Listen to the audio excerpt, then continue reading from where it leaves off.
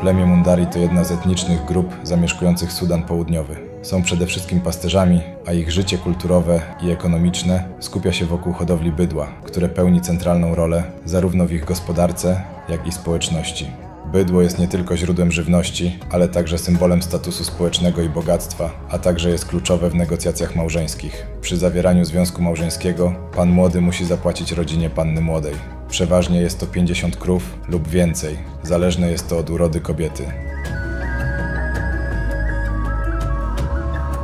Tradycyjnie Mundari są także rolnikami, uprawiając przede wszystkim sorgo, a ich dieta opiera się na mleku i mięsie bydła. Społeczności Mundari są silnie związane z ziemią i przywiązane do swoich tradycji. Posiadają bogate dziedzictwo kulturowe, w tym unikalne rytuały związane z bydłem, muzykę i tańce.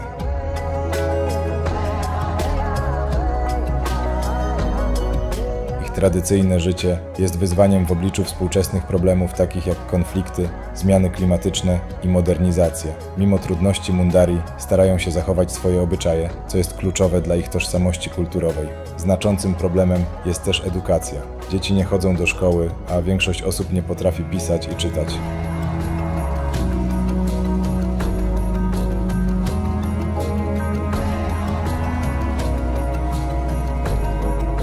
Zapraszam na drugi odcinek z Sudanu Południowego. Pamiętaj o zostawieniu subskrypcji, żeby być na bieżąco. Zaczynamy!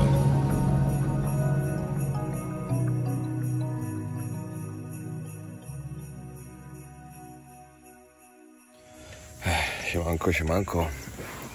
Drugi dzień w Sudanie Południowym. Pobudka dzisiaj była po 4:00, ale jeszcze udało mi się usnąć. Krowy już zaczęły hałasować. Teraz 5:30. Idę zobaczyć, co tam się dzieje. A już wiem, dlaczego tak wcześnie wstają. Po pierwsze, że mieli pobudkę przez zwierzęta, a po drugie, że trzeba po 5:00 już wypędzić je na śniadanie.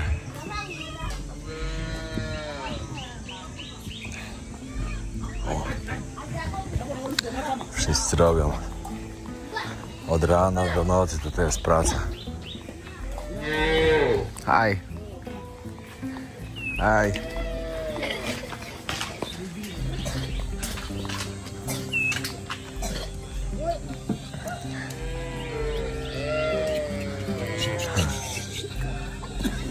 Pole zaminowane, proszę Państwa. Trzeba uważać. Tak wdepnąłem nieraz oczywiście, ale... O, piesek. Patrzcie, mały cielaczek się urodził dzisiaj. Właśnie mi teraz powiedział Peter, że dzisiaj rano się urodził. No.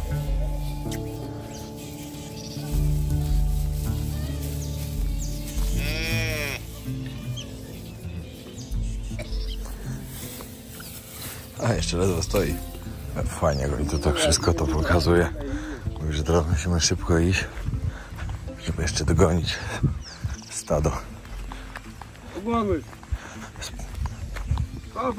Specjalnie przyszedł mnie obudzić, ja w ogóle myślałem, że jakieś zwierzę podgryza mi nogę.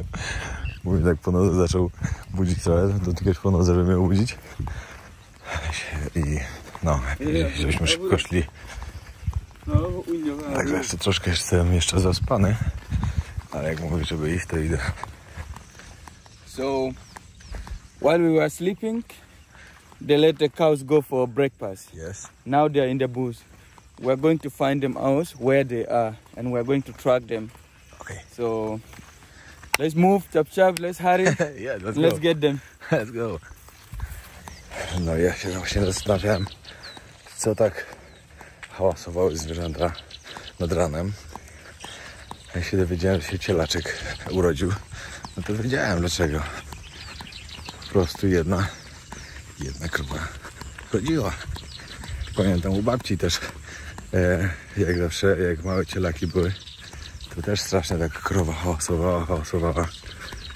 I rano cielak. No.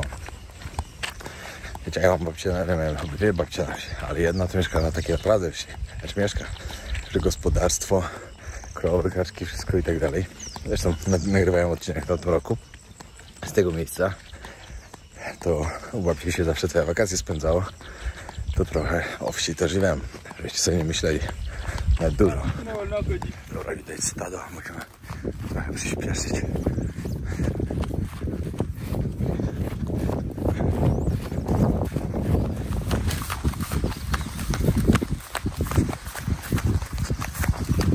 Tell us what you're doing. We're going for breakfast. We are spotting the cows. Jest całe stado.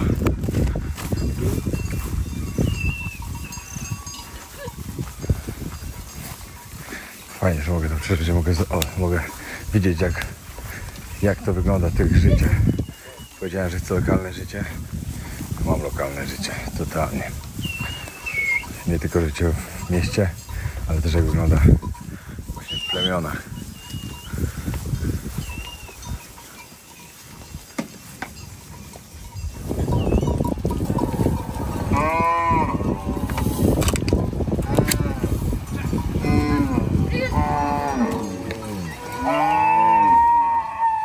Zobaczcie, tam kobiety idą do miasta już. Się rzeczy idą do miasta. Na jakieś 15 km. 15 km w jedną, 15 w drugą. Muszą wrócić rzeczami.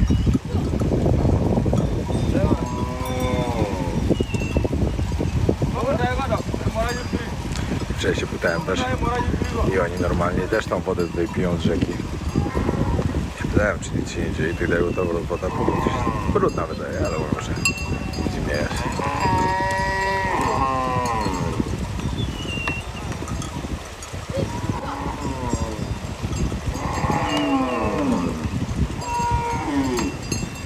Patrzcie, czaszka. This is the cow horns. The cow died and they eat it. They drop the horns here. Chłopaczek przedrobi. Zobaczcie co robię. Hello. How are you? Hello. No, ja muszę zęby umyć. A oni tutaj też myją tym takim patykiem tylko. A dzieci to mnie obserwują cały czas, co robię, totalnie. Wszędzie chodzą i się patrzą tylko, co robię. Śmieszne to jest na maksa. No i tu zaraz zacznie się sprzątanie. What are they doing now? This is Ludang and that's his son. So he's smearing the ashes on his face to protect him from the flies and from the sunburn. And also to keep his skin soft and clean. Okay. Yeah.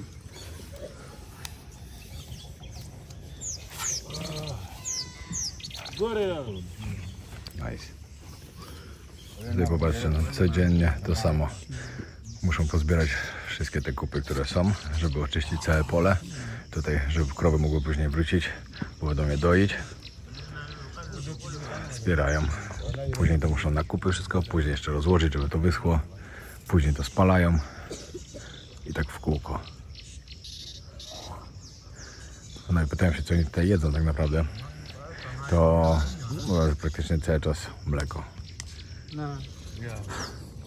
They going sometimes to the city, or they're always here? They're always here. Always here. Yeah. Only woman going to the city? Yeah.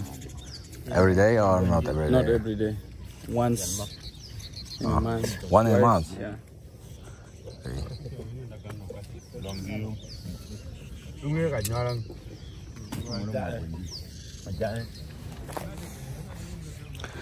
Wszystko to rano dzieci muszą zrobić. Pozbierać każdą kupę krowy, która została. Ma być czysto.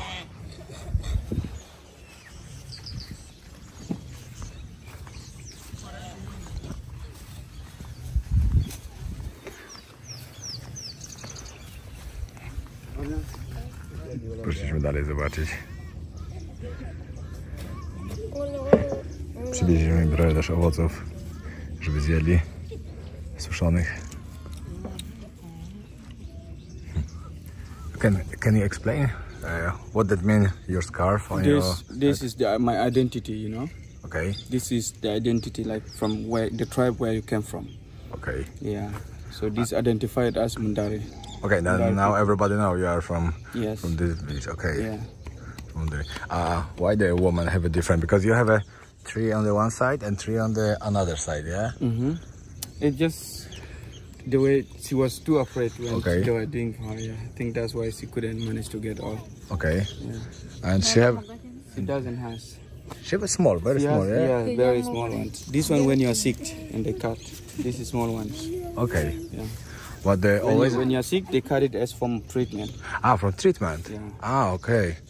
Czyli patrzcie, ona była chora i po prostu jej na czole zrobili nacięcia, żeby ją leczyć. No takie, które przypominają jakby rogi krowy. To też właśnie o tym gdzieś czytałem. How old you was when you make this?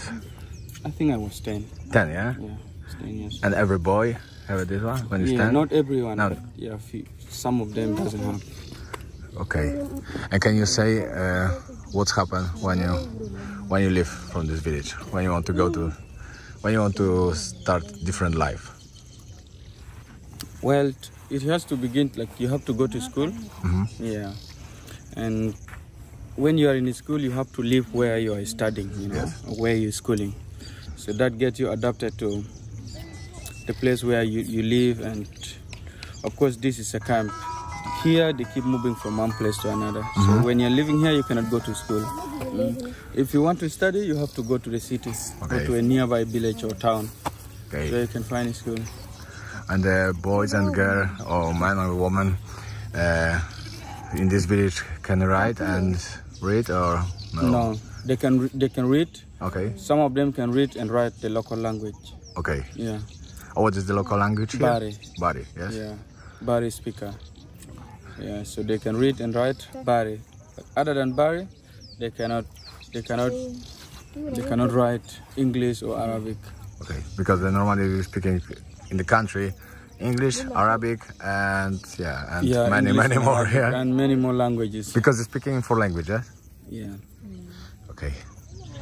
Zostaliśmy trochę, tu pogadaliśmy z dziewczynami. Zainteresowane bardzo moimi tatuażami. Dlaczego je porobiłem i tak dalej. Wiecie, dla nich tatuaż to są właśnie te skaryfikacje na czole. To robienie blizny. To jest tutaj tatuażem. I w ogóle tak pogadałem z Pitią. No i mówię tak, wyobrażasz sobie życie tutaj, bo one zapytały, czy bym nie chciał na parę dni przyjechać, sobie tutaj pomieszkać. I ja mówię, parę dni to jeszcze spoko, ale życie tutaj, oczywiście dla nich jest normalne, dla nich jest łatwe. Może nie łatwe, ale normalne. Ale dla kogoś takiego jak ja na przykład, ojej, totalnie sobie nie wyobrażam. Życie w mieście jednak jest proste, wiecie, idziecie, zamawiacie obiad, idziecie gdzieś, macie wszystko na telefonie i tak dalej. Tutaj oni wszystko robią sami. Nie ma elektryczności, nie ma stałej wody bieżącej. Zupełnie inaczej. No i przed chwilą zauważyłem, dlaczego właśnie ten ogień tutaj jest tak ważny i ten dym raczej z tego ognia. Bo bez tego to muchy po prostu nas obsiadają od razu. Chwila, moment, jest pełno much wszędzie. Także bez tego to by mieli bardzo ciężko.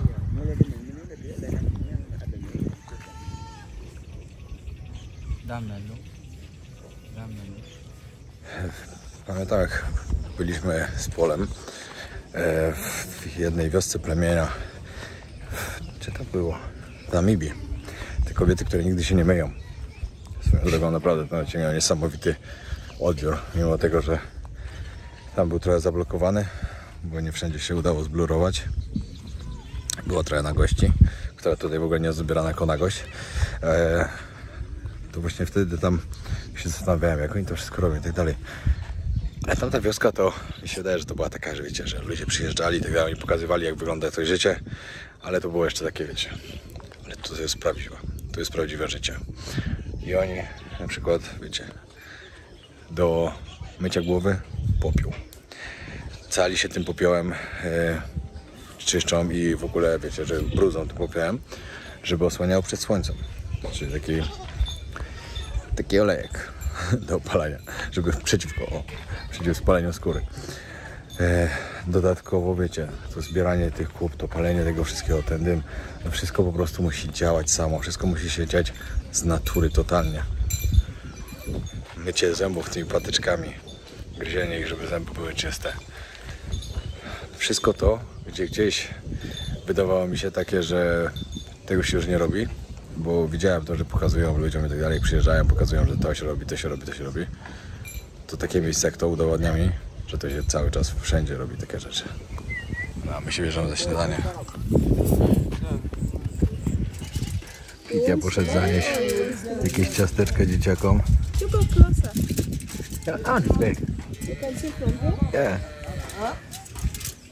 I nie mówcie mi, że nie można takim dzieciakom nic przywieźć, bo tak jak wam mówię, parę miesięcy temu ostatni raz ktoś tutaj był. Także jak one dostaną po ciasteczku, to nic im się nie stanie, a są takie szczęśliwe, że szok.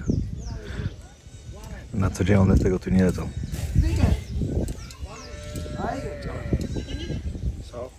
Jakbyście widzieli, jak to wyglądało. Dzieci tutaj, wiadomo, stały cały czas i patrzyły, co my robimy. Jedliśmy śniadanie i nie wiedziały, że coś dostaną. I jak poszedł im znaleźć ciasteczko, tak szybko za nim pobiegły, żeby tylko coś przekąsić.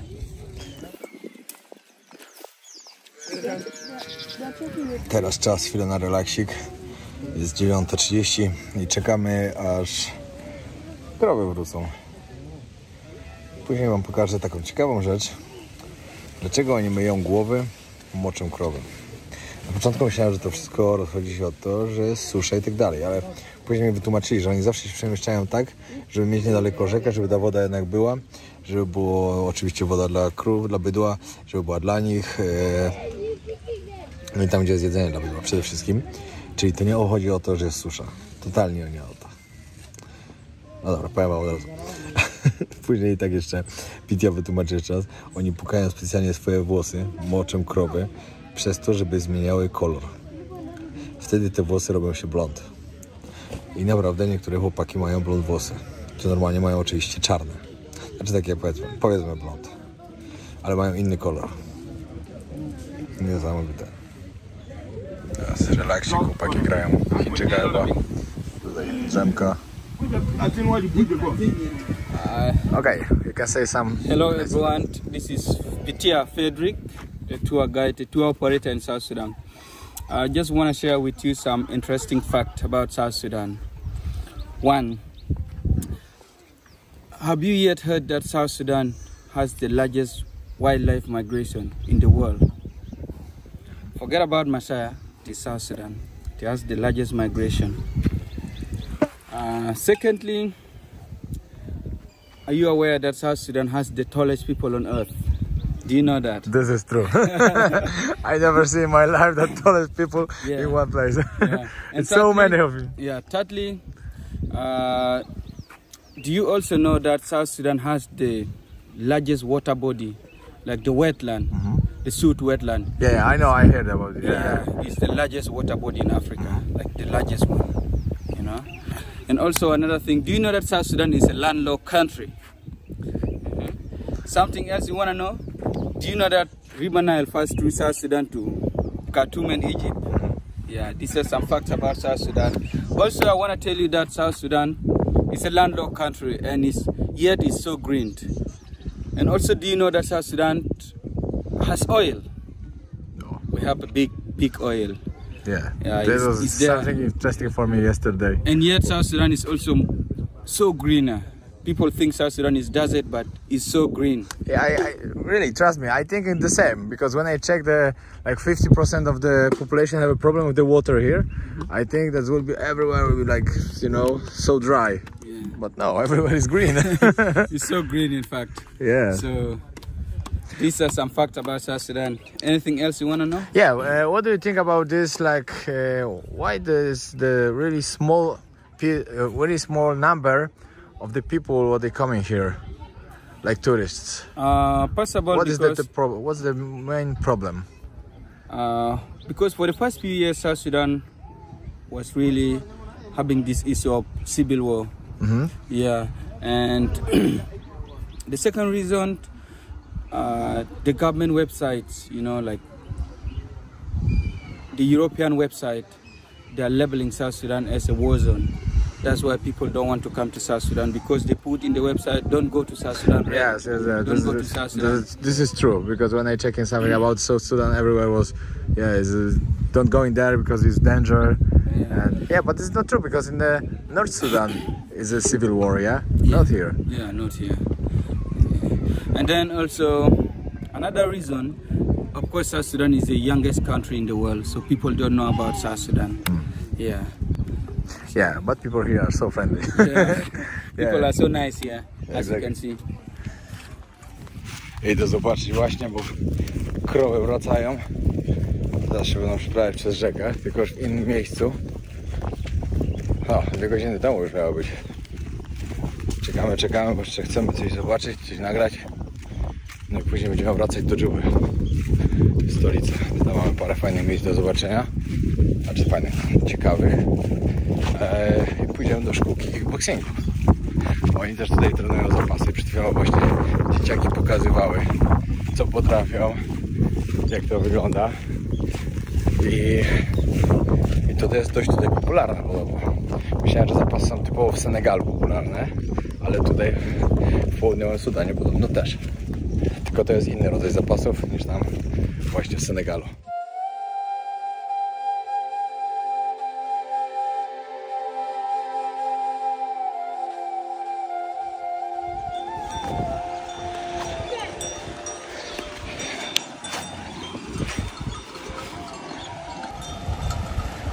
Teraz to się mają jak przeprawiać, ale jak jest sezon deszczowy, to już nie ma tak dobrze. To już nie ma przejścia wtedy.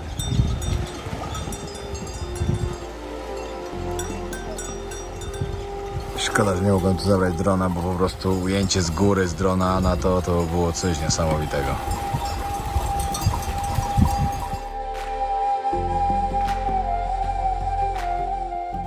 Patrzcie, jak ryby łowią.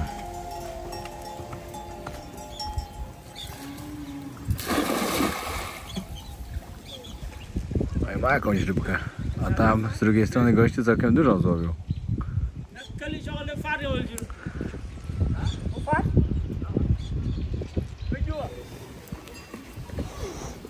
No, mały cielaczek.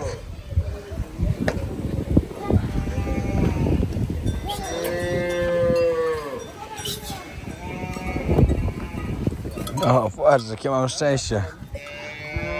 Drugi cielaczek będzie. Właśnie go wyciągają. Nie będę dokładnie pokazywał, bo mi zdemonetyzują odcinek, ale 2 nogi już wyszły. Pakupejta. Zwijamy już nasze obozowisko. Dzieciaki oczywiście cały czas patrzą, co robimy. No i co, jeszcze chwilę i będziemy jechać dalej. Znaczy najpierw trzeba przedrzeć przez rzekę znowu, żeby dotrzeć do samochodu. Idę teraz z chłopakiem, żeby pokazał właśnie, jak to robią, że ma takie blond włosy. I see you, hi! I to właśnie dzieje się od moczu krów. Chłopak doi krowę.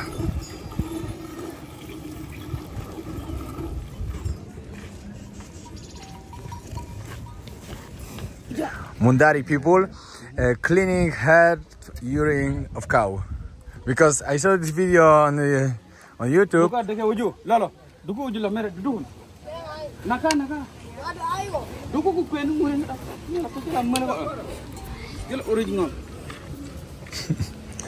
Właśnie chcieli mi pokazać, bo wielu z nich ma naprawdę takie aż złote włosy. Okay, explain me why. Excuse me guys, we are having something. You guys can go that side. Czekajcie, zamieszanie jest. Okay, just explain. Yeah. The reason why the Mundari people wash their hair with the cow urine, it is a dye. It's dyeing the hair, you know, changing the hair from the original black color into orange.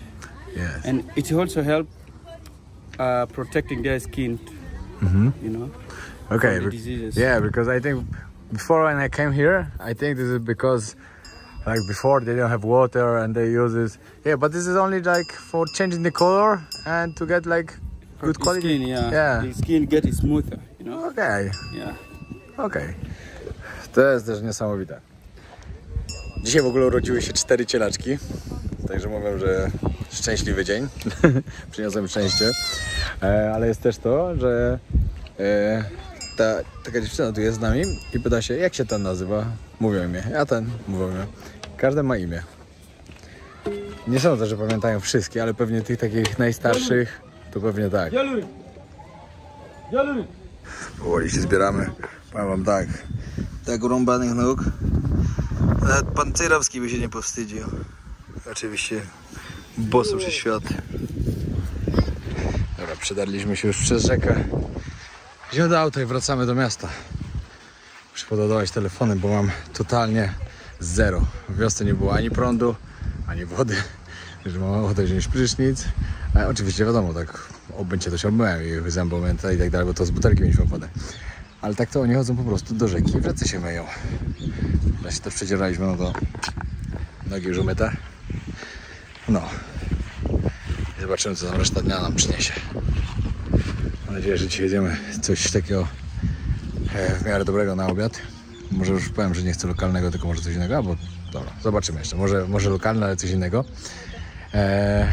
Żeby trochę więcej smaku, bo wczoraj to, co zamówiliśmy na obiad, to totalnie były nie moje smaki. Zjadłem, bo zjadłem, oczywiście byłem głodnym, ale smaki takie średnie.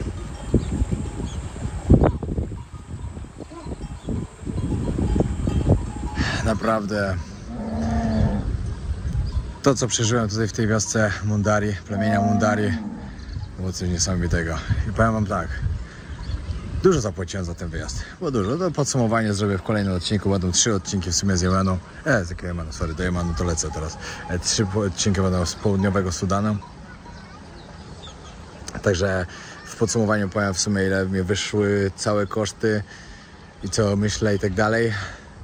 Ale samo to zapłaciłem dużo, spałem w namiocie, jedliśmy owoce na kolację i na śniadanie jakieś kanapki z nutellą i też owoce. I to jest nieważne. Powiem wam tyle, że płacisz za doświadczenie. A doświadczenie życia tutaj, przeżycia tego, co zobaczyłem, jak zobaczyłem, jak ci ludzie żyją i tak dalej, to było niesamowite i naprawdę myślę, że warte. Jedziemy do stolicy, do Dżuby.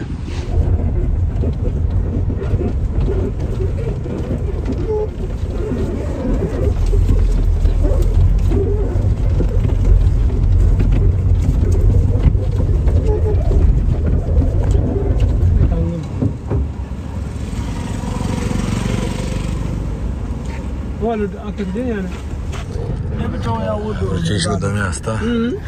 Byliśmy odwieźć tą koleżankę Kitiego. No i powiem, że tutaj boczne ulice to naprawdę, no asfaltu to nie widziałem nigdy. No i tak wygląda. Takie domki z blachy, a taki sklepik.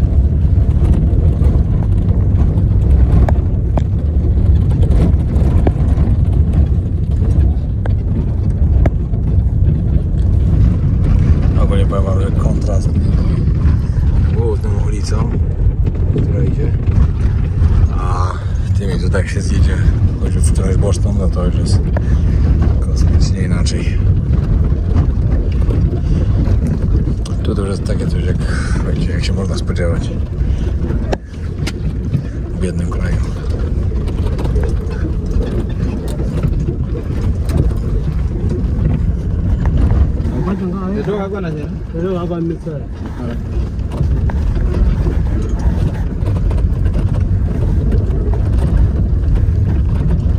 Takiej restauracji to jeszcze nie widzieliście, uwierzcie mi.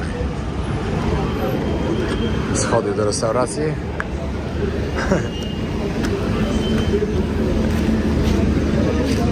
I kawiarnia. No, a tutaj kawka. Tutaj będziemy jeść, nasza restauracja. Co to jest?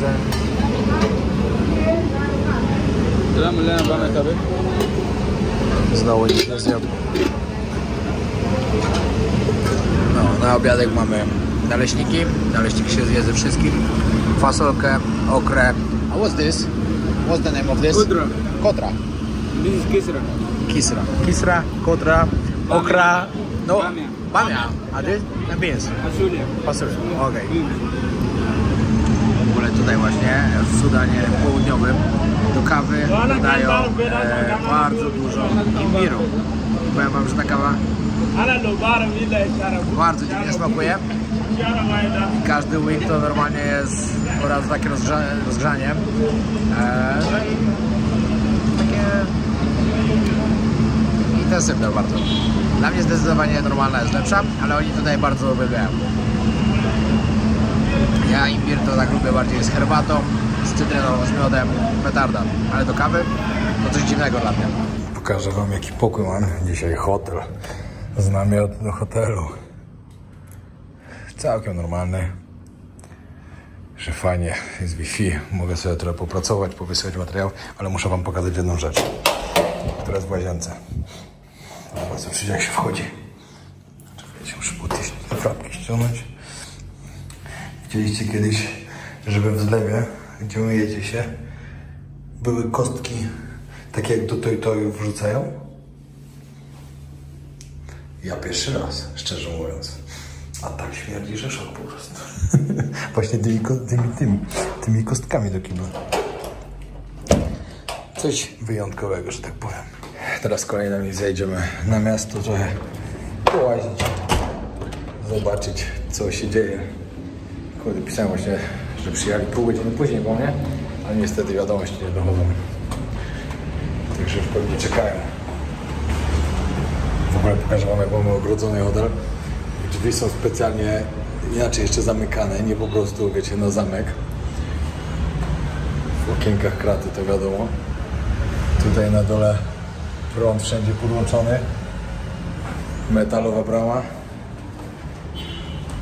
Mocno. Trzymają się w Lamer Inn Hotel.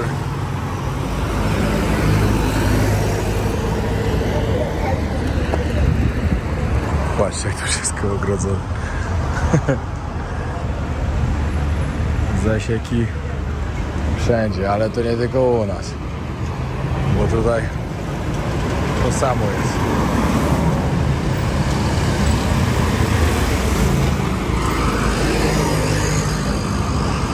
No właśnie, wychodzę na zewnątrz nagrywać. Siedział taki pan w recepcji. Taki elegancko ubrany.